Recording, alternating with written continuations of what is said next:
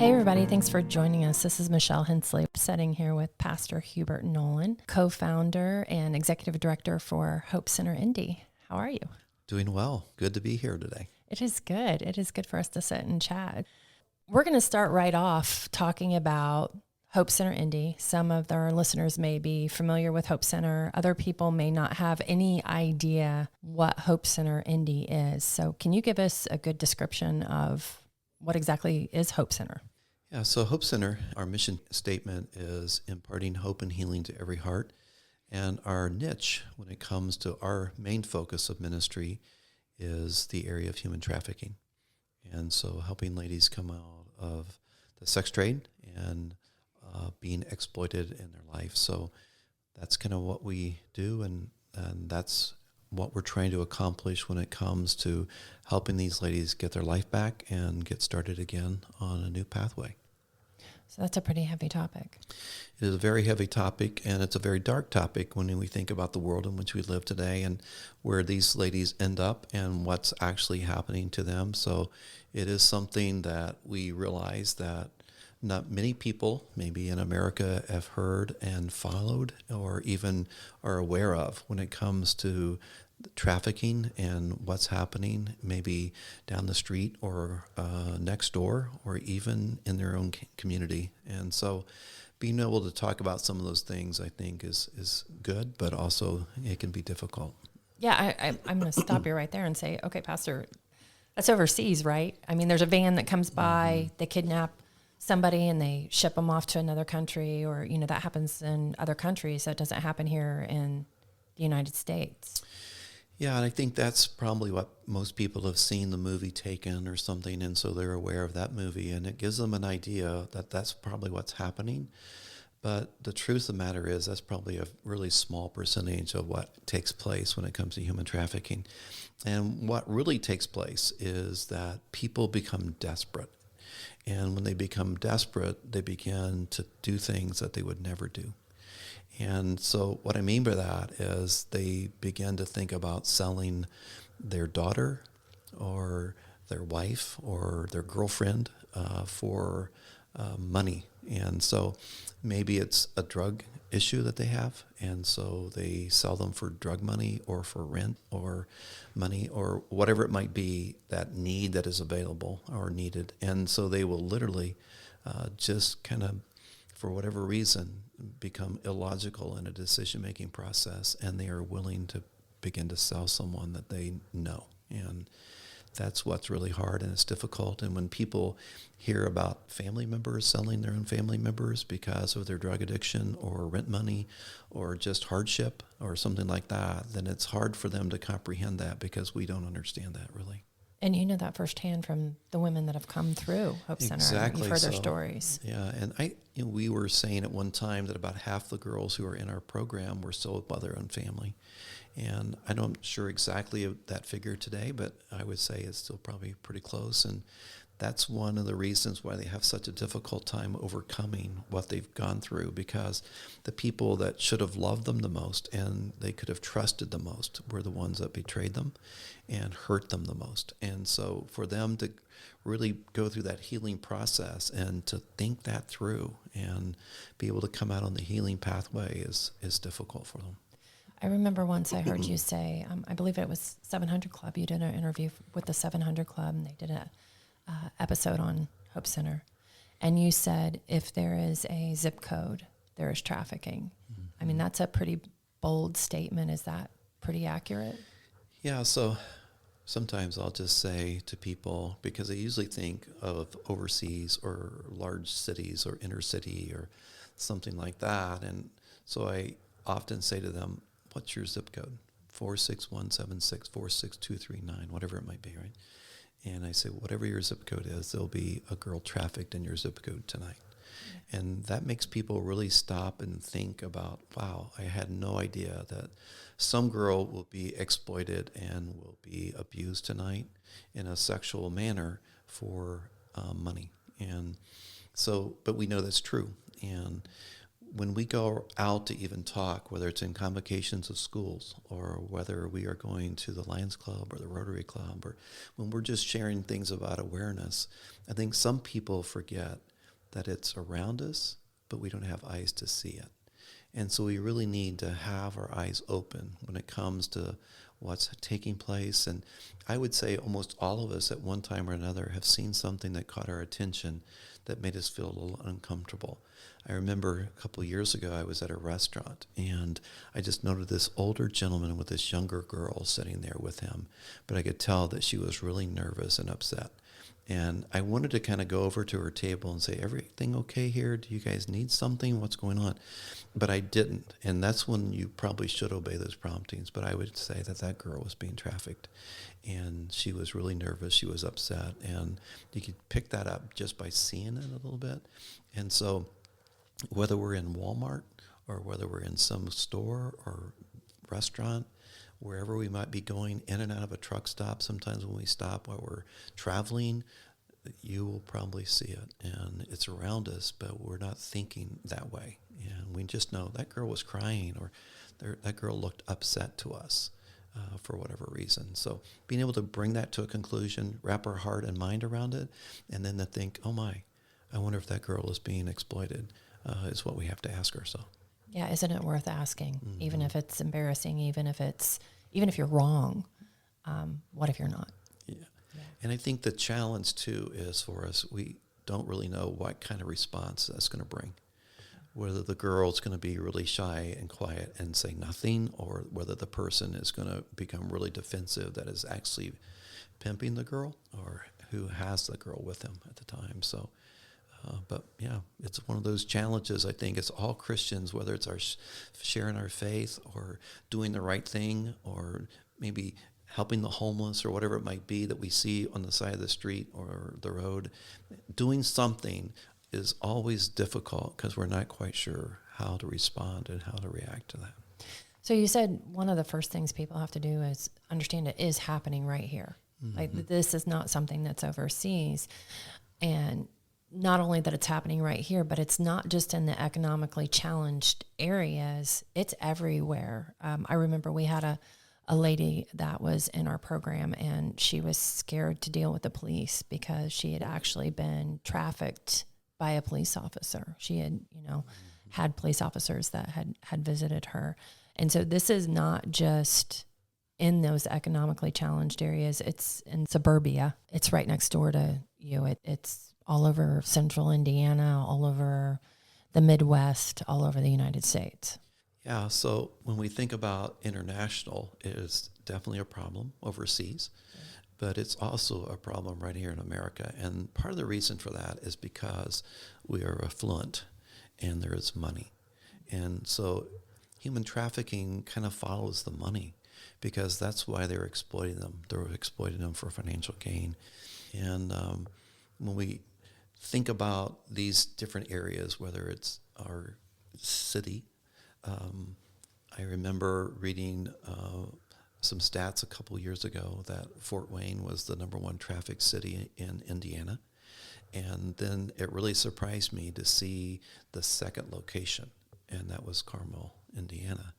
And when I think about Carmel, you don't think about a place where there is needs and those kind of things going on. But like I said, it's more of a dark world problem, and we often say it's a sin problem because we realize that the heart can be filled with evil, and some of those things that people are struggling with, whether it's pornography, sexual addictions, just incredible lust of what they're doing, and then even moving into child exploitation and just what that looks like to people and why they kind of move that direction.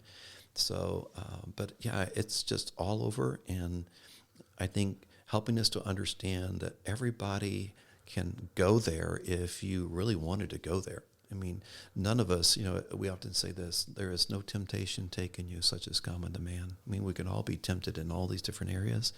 And it's kind of what you do with that temptation, whether you allow your heart or mind to go that way. And if you begin to feed that, and that's kind of what happens, I think, in the area of human trafficking, people begin to feed the desires of the flesh and the lust of the eye, as it says. And so as they kind of go that way, they end up where you and I would say, please don't go there, because someone's death's going to get hurt. And so But it's a real sin problem. It's an evil problem. It's a very dark world in which we live in the area of human trafficking. Yeah, I remember seeing an episode with, what is it, the Operation Underground Railroad. Yeah, it was an episode. It was a documentary that they have out. It's an amazing documentary, and I'm sure we'll get more into that a little bit later. But he was talking about interviewing one of the perpetrators that they had captured, and he was just a normal guy that had just went too far. You know, it started off with pornography, and then it got, that wasn't enough, and then he needed a little bit more, and then a little bit more, and then the next thing you know, he's doing things that he never would have done. Never see himself doing. Yeah, and you had mentioned how some of these girls, when they come here, they talk about people who were their clients, kind of. Yeah. And from police officers to firemen to pastors. I mean, just you wouldn't believe it. I mean, the local business guy down the street, people who are very successful, lawyers, judges. I mean, they just talk about all the different people who have been their clients. And it's hard for us to comprehend that, but it's out there. And so the follow-up question after talking about trafficking and kind of what that is and what that looks like, and that, yes, it is here in the United States, is how did you end up creating a center for trafficking? Where did that come from? How did that start that you ended up running this huge facility for trafficking survivors? Yeah, so I think it was like the late 90s, like maybe 98, 99. I had gone to a pastor's conference in Oklahoma City, and I heard Tommy Barnett cast the vision for the first Dream Center in America. And he cast this vision about these ladies on the street and that were broken and bruised and that were lost and desperately needed help, and that he dreamed of a church one day that would be the hands and feet of Jesus, going into the highways and byways and being able to lift people out of that kind of despair and helping them to find hope again. And as I sat there listening to him cast this vision of this Christ-centered movement of people who would go there, I just felt like, man, I would love to be part of a church like that someday. Even though I was actually pastoring a church, I just felt a heart for the broken and the hurting, and thinking, how could I do something for them? So from that conference then, we started doing some international ministry, and we began to do some feeding programs for children and tutoring programs in Brazil, South America, started planting churches. And so one thing kind of led to another in those areas. And yet I never got away from the feeling that I wanted to do something like a Dream Center. And so then in 2015, I was just on a spiritual fast. We usually do something like that at our church every year. And to begin the year, we would do like 21 days of prayer and fasting, and people could do whatever they would like to join in on that. And so I was fasting that year, and we had a room that we called the upper room that we would go to for prayer. And so I was sitting in the upper room praying and just thinking about what the Lord was wanting to do in the coming year. And so through that process, I thought, I'm just going to Google the Dream Center and see exactly what they're doing out there. So it's been almost, 15 to 20 years or something. And so through that process, I Googled the Dream Center, and up popped this promotional video of this young girl. And so she said, the Dream Center was my last resort. I had tried to kill myself, and I came here and I found God. And it's not that I know about him, I know him.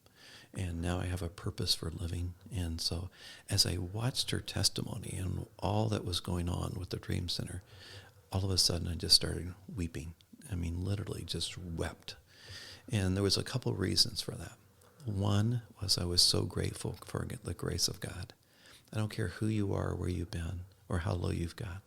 God's grace is sufficient that will help you get up out of that pit and get your life back and start anew.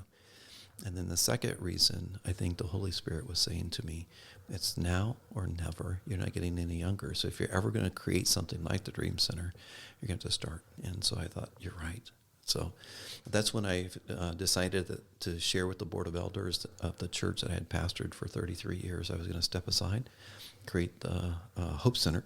And through that process, we took a whole year of transition, of me transitioning out of that role and stepping aside in March of 2016 to be able to create the Hope Center. You've explained to your elders at your church, this church that you started, Right. by the way, you were there, how long were you there? 33 years. 33 years, and you say, I'm going to leave and I'm going to do this, but you had nowhere to go. Like, you didn't have a place or a program, or you just said, you're stepping out in faith. This is what we're going to do. So what happened after that? Because I'm sure they're looking at you. They must, I understand that your elders know you, so they believe in you, and but they had to have looked at you at some point and been like, okay, you're doing what? So how did that work? Just to have this idea and step out in faith, what happened next? So I think, as I shared that with my wife, probably was the first shock wave, right? So that would kind of go through your system. And it really was stepping away from what we would call a comfortable lifestyle and security of that lifestyle, of being at the church for 33 years and getting to the point where we could actually almost do whatever we would have liked to have done when it comes to our own personal lives, when it was vacations and ministry or whatever. So they had approved a lot of things for me to do because we had been there so long. And so when I shared that with the Board of Elders, I think at first they probably thought, are you sure? Because, this is a major step in life, and you are 59 years old. Have you thought this through? But through the process of that, I think they got excited about trying to come alongside to help that to happen, and what would that look like for them as a church to be able to support us and be able to really encourage people to be part of what the Hope Center was doing. And so when I announced it to the congregation, I think that was probably the biggest surprise for many of them. Many of them came up, and I told them basically that I was stepping aside and I would be starting the Hope Center. I mean, literally we had people coming up to the altar crying and saying, Pastor, are you sure? You're the only pastor I've ever had, right? So you dedicated me, you married me, and now you've dedicated my children as well. So you're the only pastor we've ever known. So I think that was hard for the congregation to kind of work through that. And we just tried to help them to realize that it was something we felt God calling us to do. We weren't leaving because we had to. We were leaving because God wanted us to. And so the neat thing about the church and the support that they gave, I mean, they literally paid my whole salary for a couple of years while I was here at the center. They never took me off their payroll, and I'm kind of still on the payroll a little bit there even today. And so they've really supported us in that light. Plus all the volunteerism, it's only a mile down the road, right? So it's easy for the church to come here and for so many of the members to be part of what we've done through the years. And so that's been good.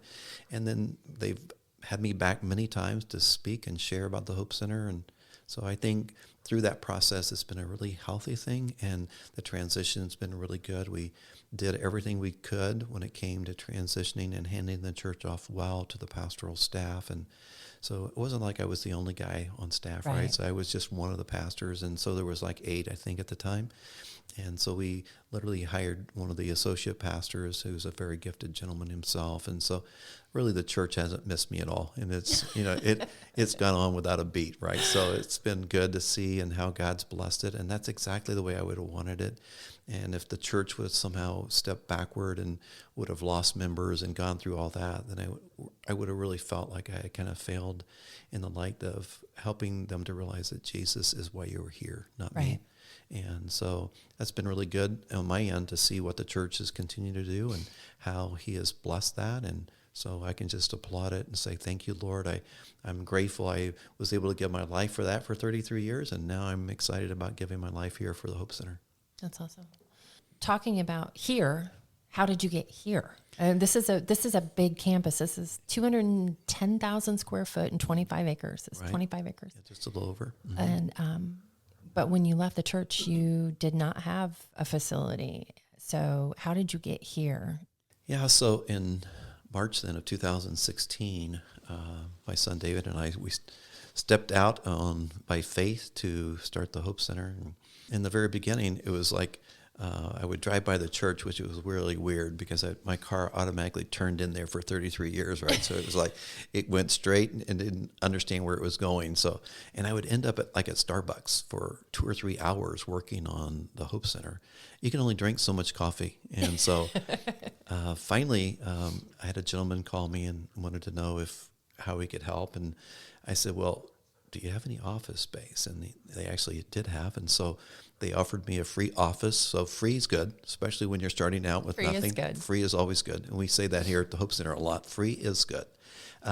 So we ended up landing in the Mount Comfort area, and we were in an office there, David and I. And so at that time, we were just trying to cast a vision for the Dream Center, and we were trying to get in front of anybody who would actually listen to us about what we would like to do. So from that, we began to look at facilities here on the east side of Indianapolis. Now, let me just say that before we started looking at facilities, I had gone to the Dream Center in Los Angeles. I'd been to the one in St. Louis, and there was a couple of reoccurring themes when it came to helping someone. And so they said, if you want to help someone, you need to have a residential program that's longer than 30 days. 30 days is a good start. It helps people start that pathway of healing and freedom, but they need more than that. Right. And so we thought, okay, we'd like to do that. We don't want to put a Band-Aid on it. We'd really like to help them to have a start and keep running, right? And so that's why we decided we'd do a 15-month residential program. And then the second thought was, they said to me, if you want to really help someone, you've got to get them out of their environment. And so we realized that was another area where we could bring them to a campus and create an atmosphere where these people could begin to grow and learn. And so we wanted to do that. Well, because of that, then we realized we wanted to build or have a residential program. So we started looking on the east side of Indianapolis, and there was quite a few empty facilities here because of whatever reason, right, at the time. Right. But there was a Kmart building. That was the first building we actually went to. And I took literally a whole prayer team, and we walked this whole building. And so it was probably about 100,000 square feet at least. And as we looked at this Kmart building, I just was overwhelmed with the challenge of building it out into residential and thinking about what kind of energy will that take and how much money will I have to raise and getting that accomplished. And I thought, I'm 59. That's a lot of energy right there. And then we looked at the Ellis Ayers building here on the east side of Indianapolis, which was part of a mall. And we looked at a Sears building, and both of those were large facilities. We had a lot of vision that we could have done something in those, but they all needed built out and all residential facility put inside those buildings. And so we just kept thinking, Lord, what are you doing and what are you trying to accomplish? And then when I stepped aside from the church at the very same time, this campus came on the market. And so it was probably about 6 weeks or so before I realized that this was actually for sale. And I had someone say to me, hey, you ought to think about that campus down the road from you guys. And so you were just driving past it and didn't even know it was... I didn't know it was for sale. There was really no for sale sign out on the main highway, so I had no idea. But it had been listed in the commercial properties area. And so Dave and I came over for a tour. And matter of fact, the maintenance supervisor here on campus his name is Bob Curtis. He gave us our first tour of the Hope Center. And so we walked through this place, and it took us like 2 hours to walk through this campus. It's a big campus. It's huge. So we walked through, and then when we got done walking through, Dave and I walked out, and we said, this is it. We have no idea how in the world God's going to do this, but we're just going to stop looking, and we're going to start praying that God will help us to get the Hope Center right here at this campus. Talking about David wasn't always in ministry with you. And right. I love that story that you share about he came in and said. Yeah, so he had gone on to Bible college out in Kansas, and he was really getting his degree in Christian leadership. And so we really weren't for sure exactly what Dave wanted to do with his life, and I'm not sure he did either. Most of his life. But so he had met a young lady in college, and they had really had drawn close, and so they began to talk about marriage. The only problem was he was a poor college kid. Right. And so, that kind of weeded out that idea pretty quickly, but he kind of talked to his young lady, and he said, I'll tell you what I'm going to do. I'm going to quit college. I'll go home, do college online. I'll get a job full time. I'll start saving money so we can get married. And so they thought that was a good plan. And so he did that for like a year. And then all of a sudden, for whatever reason, she thought, that's not what I want to do with my life anymore. And so she basically broke it off. And so I just remember him flying out to Kansas to see her for the last time and just see, all that. And I know when he came back, he was pretty distraught emotionally about that. I mean, that was kind of the whole goal and the purpose of why he quit his college out there and started doing college online. But the beautiful thing about Dave was, sometimes those kind of moments can drive you away from God. And for him, it drove him closer to God. It was like he really wanted to discern his purpose and why he was here and what he was going to do with his life. And so he really pressed in to try to discern that. And so he really began to be a real seeker of the Lord, And so right. I just remember how excited we were as parents to see his passion and how it was growing and just the real fire that he had. And so he had actually joined another ministry here on campus called Revive School with Dave and Sandy Nolen. He loved it. He loved what he was learning and just the different things that was encouraging him in his Christian walk as well. So through that process then, he just felt that one day he was in his bedroom and the Lord had just kind of spoken to him. He didn't really say how he spoke to him, but he just felt like the Holy Spirit said, you're supposed to help your dad, Dave. And so he didn't know what that was all about. So anyway, he literally came to our bedroom door like at 11 o'clock at night and knocked on our door, and we said, yeah. So we opened the door, stepped in, and he said, hey, Dad, God just told me I'm supposed to help you. Whatever you're going to do, I'm going to help you. And I thought, okay, great. I'm not sure what I'm going to do either. So this was pre-Hope Center. Yeah. So at that point, we were thinking maybe church planning or, right. missions or whatever it might be. And so from that point, I told Dave, I'll never go anywhere without you. And so wherever I was traveling around the world, we've gone to Brazil and India together and spent time together. So it was kind of a mentoring relationship, but it was just fun for me to see him in his spiritual growth and his passion and desire and his faith and how it was expanding and growing. And so, yeah, that was probably one of the happiest days of our life, honestly, when he knocked on that door and said, hey, Dad, I'm wanting to help you. Mm-hmm. So we think about those things many times for families. They're praying for their children, about their direction of their life and what God's going to do. And then when you actually see that coming to an answer to prayer, it's kind of exciting. So we were pretty excited about his heart and what he wanted to do to help. So you say that you told Dave that you weren't ever going to go anywhere without him, but mm-hmm. you've had to go places without him lately. Sure. Can you talk about what happened with Dave? Sure. So it was in 2018 then that he said to me one day, he said, hey, Dad, I'm having some heart palpitations, and I think I'm going to have it checked out.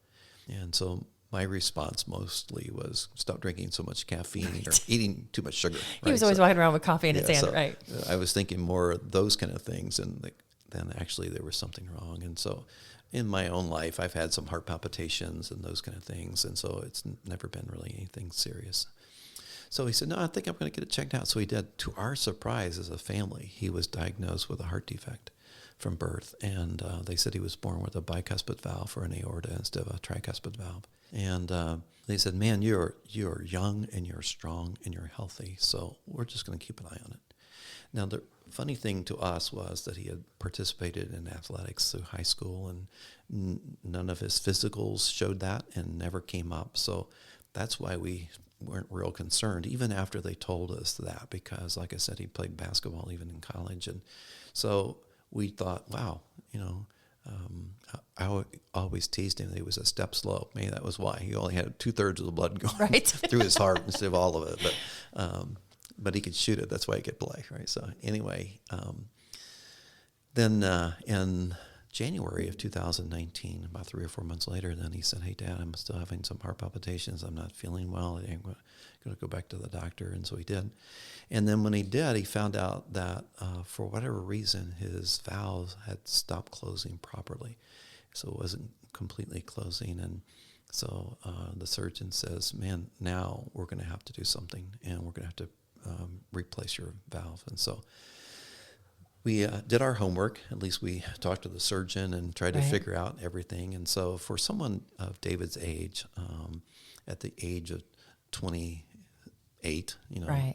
Really young. Yeah, the success rate on someone like him was well over 95%. And because I had been a pastor for, 45 years, really, going clear back, I had been to a lot of surgeries for people who were having heart operations or heart casts or whatever it might have been. And every one of them, in my knowledge, came through all of that. So I wasn't real concerned about anything that he would be facing as far as the medical world when it came to his heart. But so we ended up scheduling him for surgery on May 17th of 2019.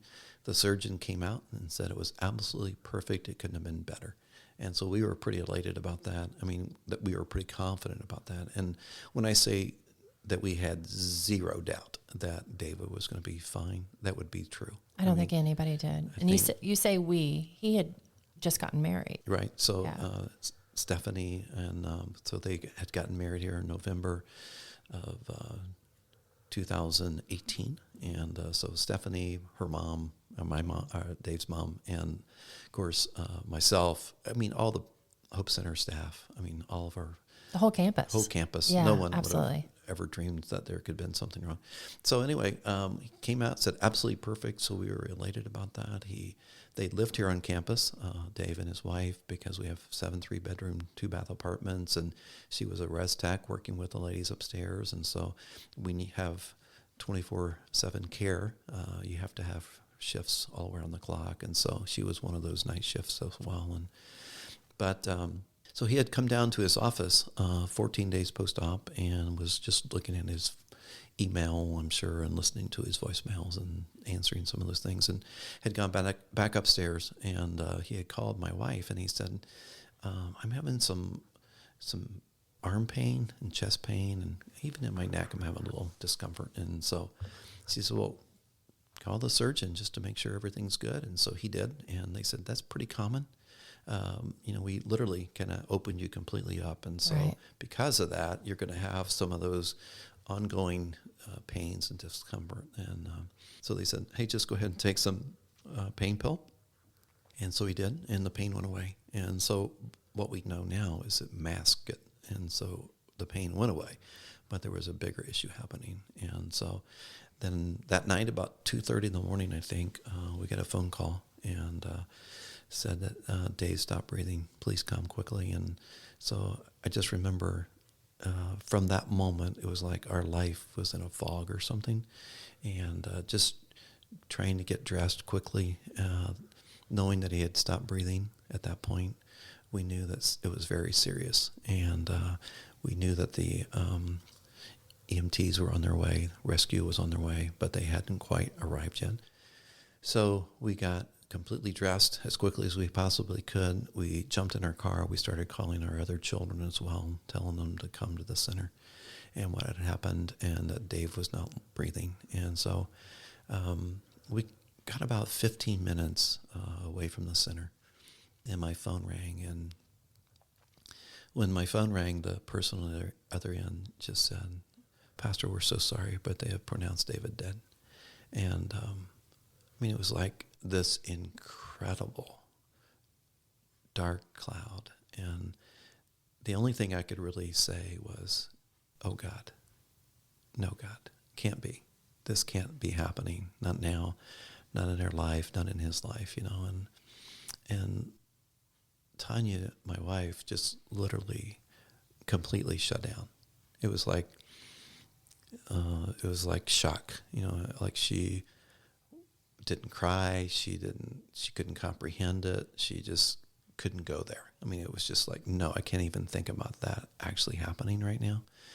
And so when we finally arrived on campus, we were met by the EMTs outside, and so they told us that they had moved David and they had him in the hallway on the floor. And so we made our way up the stairwell and into the hallway where he was actually lying.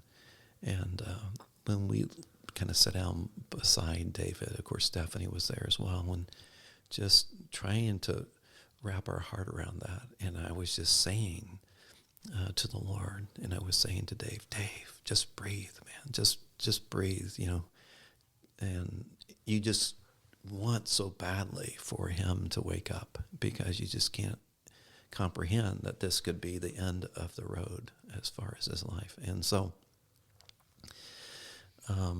man, when we were finished that day and walked out of this building and we went home, and people started coming to our home from all over, family and friends, and it was like it was unreal or something, like we were kind of caught in a bad dream, but we couldn't wake up, and there wasn't much sleep that night. And I just remember how we were trying to navigate the day. And so I just remember early in the morning then, when I was sitting on the edge of the bed, I literally just had feelings of despair overwhelm me. And I've often said this, I probably couldn't define despair, but I can sure know what it feels like when you despair of life itself, when you just think, I can't do this, I can't go on, I don't want to go on, I have no idea what I'm doing right now, but I just despaired of life itself. And it was at that point then that I was reminded of the Apostle Paul's words in 2 Corinthians chapter 1, and beginning with verse 8 there, and where he used the word despair. And I thought, I remember Paul talking about despair.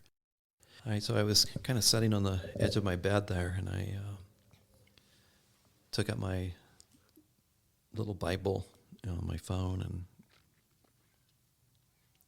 I turned to 2 Corinthians chapter 1. It came right to me where that despair was. And so verse 8, it says this, the Apostle Paul writing for us, he says, we do not want you to be uninformed, brothers and sisters, about the troubles we experience in the province of Asia. We were under great pressure, far beyond our ability to endure, so that we despaired of life itself. And when it comes to this passage of Scripture, scholars don't really know for sure exactly what the Apostle Paul was talking about, which situation, where he says, we don't want you to be uninformed about what took place in the province of Asia. But whatever took place, we despaired of life itself.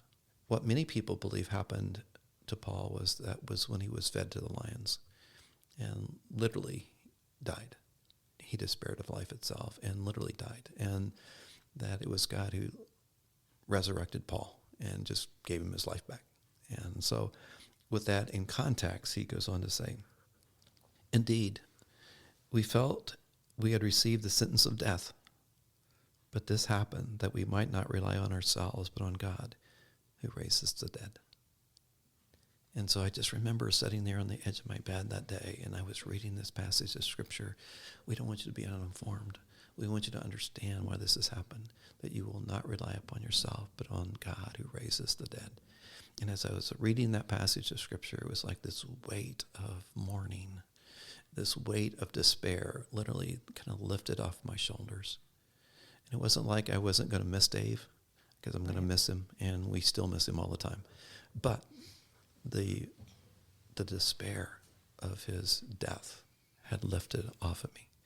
And from that moment forward, I was able to begin to look differently and to look through the eyes of mourning and sorrow, to be able to see hope and help and encouragement through the grace of God. And like I said, it kind of reminded us of the realization that of Jesus being the resurrection and the life. And one of the things that my wife Tanya says when those moments, and when she was kind of sitting there on the floor and looking at David's body and his lifeless face, I should say, when she was looking at him, she said, I was never so grateful for Jesus' words, I am the resurrection and the life, and even though you die, yet shall you live. And so we realize that Dave is doing much better than we are, and we rejoice in his life. We often say he ran well, finished well, did some amazing things. And so for that, we just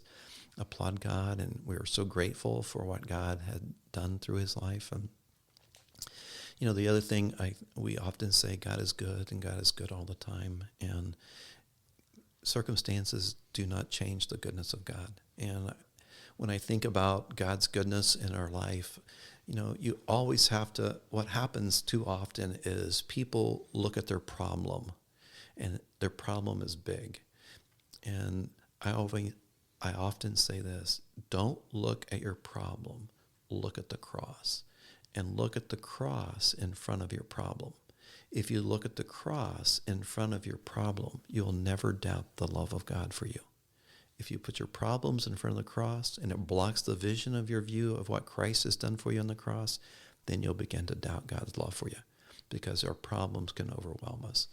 And so making sure that the cross is always first and foremost and in the front of your problem helps you to understand that circumstances do not change God's love for you. And so we realize nothing has changed when it comes to our relationship with God.